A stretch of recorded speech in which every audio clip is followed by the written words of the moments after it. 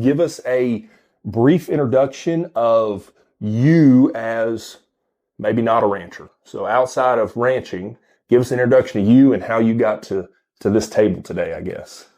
Well, that's a lot to live up to what he said there. But anyways, just a little bit about me. I guess I would consider myself just an average guy. My family moved here when I was in the fourth grade. There's six brothers and sisters. We had a cousin live with us too, but we moved out here when I was in the fourth grade, and Daddy bought a small little farm, 90-acre farm west of Springtown, and he always wanted Angus cows, so he bought some. Not very many, but we bought some. I was always involved with church and 4-H and FFA, and at age 15, I got involved with the Parker County Heifer Association, and I received an Angus heifer from the Parker County program. I already had a couple cows, so this just added to my herd, but it was neat and interesting.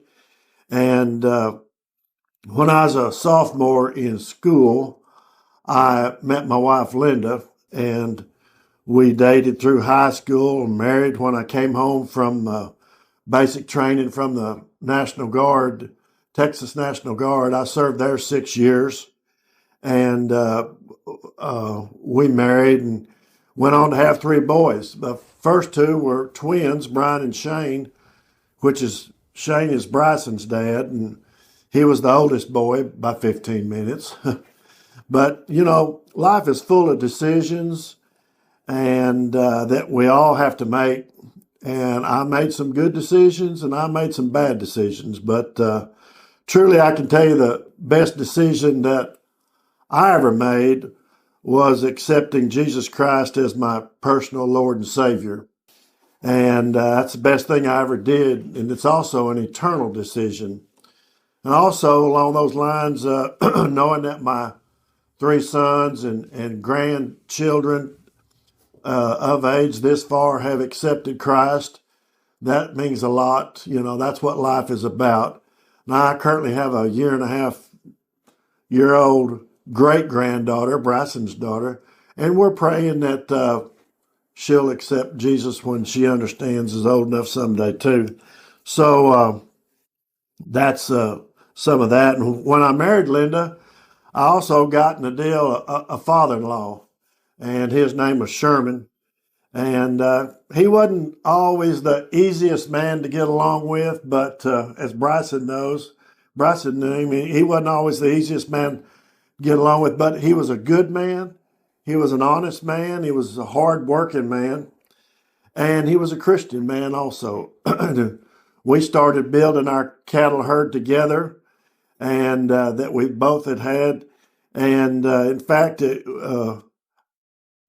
our house is built right in the same place where he grew up. When he was a kid, his father and grandfather, they farmed that country. They raised cattle. They did raise mules and cotton. And they had about a 300-acre farm right there. And most of that farm was sold off whenever he went to fight the Korean War. He was gone 3 years and came back, and he bought a portion of it, the home part, when he came back. But I guess the hardest thing, you talk about farming, ranching.